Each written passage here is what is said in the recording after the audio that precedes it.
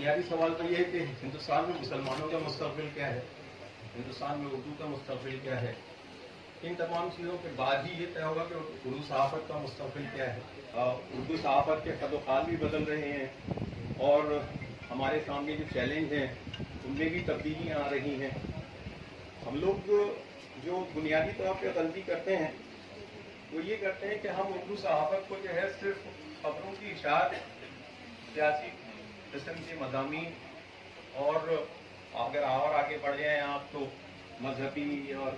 فلمی اور اس طرح کی چیزوں سے جو ہے اردو صحافت کو جو ہے جوڑ کر دیکھتے ہیں. لیکن صحافت کا ڈیفینیشن جو ہے وہ صرف انفارم کرنا ہی نہیں ہے، انٹرٹین کرنا بھی ہے. تو ہم لوگ اردو صحافت کو صرف انفارمیشن کا ذریعہ تو سمجھتے ہیں، لیکن انٹرٹین کرنے کا جو اس کا جو ایسپیکٹ ہے اس کو جو ہے وہ فراموش کر دیتے ہیں. کوہی مانے جس کی شروعات کسی تاریخی شہر کلکتے سے ہوئی تھی، تو بھی 200 سال کا ایک طویل عرصہ ہے، اور اس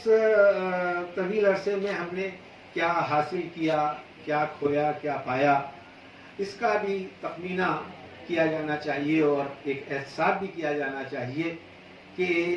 آخر ہم کن مراحل سے گزرے اور آج کہاں کھڑے. اردو روزی روٹی کی زبان نہیں بن پا رہی ہے، اور 200 سال کی اگر بات کی جائے تو شروعات کے 125 سال یہ وہ دور تھا کہ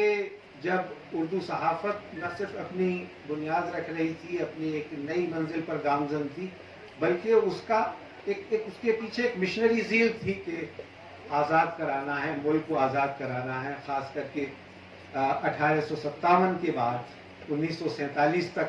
جو 90 سال کا ہمارا نیشنل موومنٹ کا پیریڈ ہے، اس میں اردو صحافت کا یقیناً ایک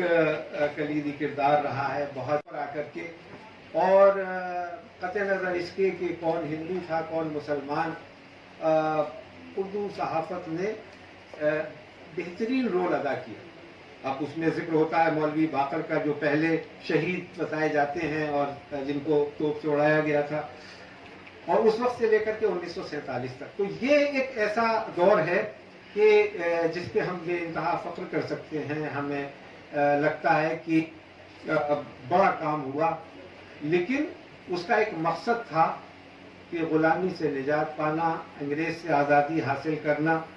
وہ اس کی کیجویلٹی ہو گئی، وہ سرے بازار قتل کر دی گئی، اور یہ کہا گیا کہ یہ سیپریٹزم کی زبان تھی، علیحدگی کی زبان تھی، یہ پاکستان بنانے والوں کی زبان تھی، اس لیے اب یہ زبان اس ملک کی زبان نہیں ہو سکتی. جاوید اختر نے ایک تقریر میں کہا تھا دہلی کے ایک جلسے میں کہ ہماری حکومت نے کشمیر کے معاملے پر تو پاکستان کا دعویٰ کبھی قبول نہیں کیا، اور اٹھتے بیٹھتے صبح شام ہم کہتے ہیں کہ کشمیر ہندوستان کا اٹوٹ انگ ہے، لیکن اردو کے بارے میں یقیناً پاکستان کا دعویٰ یہ مان لیا گیا کہ یہ اس کی زبان ہے اور اس کی شاید اس ملک میں کوئی جگہ نہیں. اس سے پہلے بھی جو حکومتیں تھیں، اور وہ 27 مارچ کو جو دلی میں جلسہ ہوا اس میں غلام نبی آزاد صاحب جو IND منسٹر بھی رہے، انہوں نے بھی اس بات کو قبول کیا کہ جتنا کچھ ہماری حکومت کی طرف سے بھی کیا جانا چاہیے تھا، ہماری طرف سے بھی کیا جانا چاہیے تھا، وہ نہیں کیا. تو مطلب پتہ یہ چلتا ہے کہ ایک کنسنسس تھا کہ بھائی اب ٹھیک ہے، اردو ہوگی کسی زمانے کی زبان، اور اس میں جرنلزم ہوا ہوگا، اس میں شاعری لکھی گئی ہوگی، اس میں